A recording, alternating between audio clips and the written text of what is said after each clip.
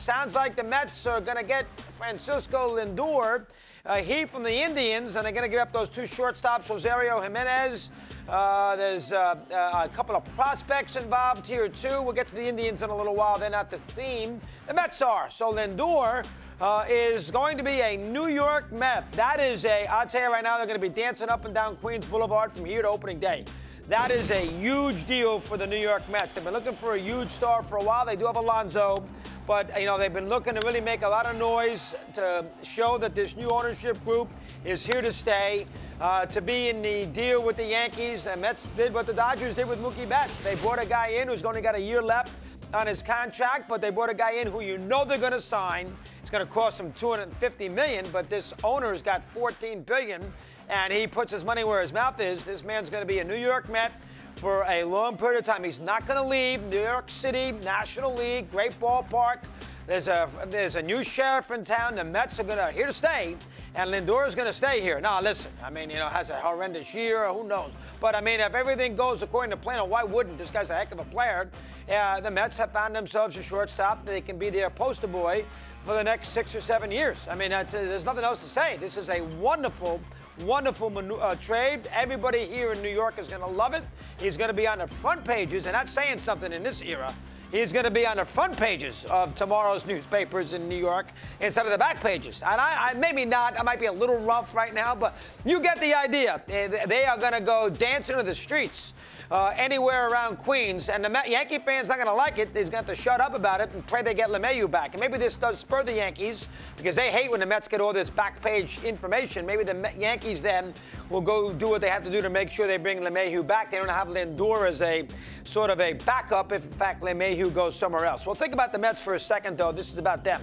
They got J.D. Davis they can fiddle around with, play him somewhere along the infield. If they have to play him in left, play him a little third base. They got Lindor at shortstop. They put McNeil over at second. They still got Alonso sitting there at first base. They got new catcher McCann. You throw in Dominic Smith. You can stick him out in left field. Conforto can play right, and I can play center. It makes no difference if it's Brendan Nemo, whoever it might be. The Mets have enough offense there and enough pizzazz in that lineup where they don't need really another player. And so I was saying they can use another pitcher. And let me not forget, Carlos Carrasco comes in this trade as well. Maybe they can use him as their... They really still need a second starter. They got a lot of third, fourth starters. I'm going to leave Syndergaard out for the moment, but they could use really a real, a Robin to Batman. They don't have that. Their pitching still isn't great, but boy, their lineup is excellent. And I think Lindor is going to flourish in New York City. I think he's going to love it here. And the Met fan is going to adore him. He's going to be fun to watch. He's expressive. He's got personality. He's going to hit 25 home runs. He's going to play a magnificent position. He's going to be looked at as a savior. I don't think any Met fan's going to have any problem with that. And I don't think Lindor will have a problem with that either. I think it's a match made in heaven. And I think also, to me, I'm just going on past thoughts here in this offseason.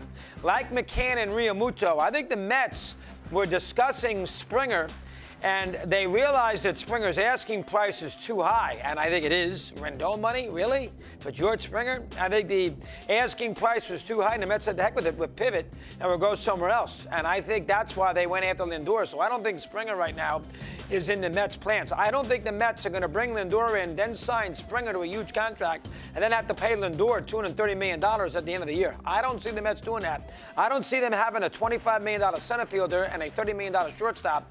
I don't see that myself. Now, I could be wrong, but I think this is the Mets' big Christmas present from the owner, is this guy. And I don't think Springer now, I don't think his option is going to be New York. That's me. That's just first thought. Nobody's talking to me. That's just me as looking at this from a baseball fan. And that's the way they did this with McCann. They obviously talked to Realmuto. His asking price probably way too high. And they said, the heck with it. Let's save a little money, go to McCann. We might get a guy who in the long term a little younger, who might be just blossoming, coming into his prime. And the same thing may have happened here. Yeah, we'd love to have Springer, but he's going to want, $25 million a year for 7 years. We're not going there. 6 years. We're not going there. We can get Lindor in. We get the first year at 18, 20 million. He's younger than Springer. He plays a shortstop position. He's in his prime and everything else. We get a couple more years out of him. Plus, he's a big toy. Yeah, let's go. And he's better than Lindor. He's better than Springer. Let's go out there. We can give him 250. That's my take. So I don't think Springer is coming to New York. But right now, Lindor is. This is a wonderful, wonderful move from a Met perspective. Now, the Indians, listen, I'm not sure what to say. We knew the Indians were going to do this. It's been a cold winter in Cleveland. Obviously, the team, is sort of going to be down in that mid-market, small-market category for a while. They don't draw great anyway. The division has gotten better with the White Sox. Even Kansas City and Detroit are making moves. I mean, Minnesota's Minnesota. The Indians did keep the front office intact. They have an excellent front office, but the Indians now are almost in the way Tampa is, where the MVPs of the franchise are the manager, the GM, and the president. That's almost where you are with the Indians because, listen, Jimenez and Rosario will probably be useful players. Probably a little better than we think, but they're slap hitters. They don't have a lot of presence. You can't sell tickets with them. That's one thing you cannot do. Nobody's going to run when they can sell tickets. Nobody's going to run to downtown Cleveland to see Jimenez play shortstop. That's not going to happen. So the Indians right now, are they going to go away for a couple years? I know they're going to try to, with their pitching, try to stay relevant, and I don't put anything past them, but, losing Lindor, it's a huge blow to the psyche of the team, the psyche of the town. It's going to take them a while. So we're going to put the Indians aside. Plus, Carrasco is a decent pitcher. We're going to put the Indians aside, and we're just going to look at this strictly from a New York perspective. The Mets now have joined the National League. They have sort of been on the periphery of the National League for a long time. They've been sort of a mid-market team. They haven't spent any huge money. They haven't been a go-for-broke franchise. They made some forays into it. Let's not destroy the old ownership too much. They did bring Cespedes in. Didn't work out. They tried Jason Bay. Didn't work out. Tried Santana. Didn't work out. It's not like they haven't tried, but, they didn't always go all in. This guy's going all in. And I'll tell you, he'll be flying on Twitter today. He loves to be in that Twitter. And he'll be flying with those Met fans today. And I know those Met fans like the back palm of my hand. Now, for 40 years, and I'm telling you, 50 years, those Met fans today, they are going to have picnics. I don't care how cold it is. They are going to have picnics all over Long Island, Corona, Queens Boulevard, out near Jones Beach. That's Mets country. Long Island. Everything east of the city and a little New York, that's all Metsville, and they are going to have it. They hate the Yankees, and the Yankees are sort of in limbo right now. They're looking every penny to get a LeMahieu back, and the Mets, they're the big story in New York for the foreseeable future. They are the big story, and in New York, you get that casual fan to buy in. That casual fan then watches on SNY compared to Yes. That casual fan who goes to 5 baseball games a year, he puts his money at Citi Field instead of putting his money at Yankee Stadium. And there's a lot of fans like that. A lot of fans in New York like to think they're fans of New York baseball, whatever that might mean, and they kind of go where the hot team is. The Mets are the hot team. So they're going to get a lot of that casual fan base to go, boy, look at Lindor.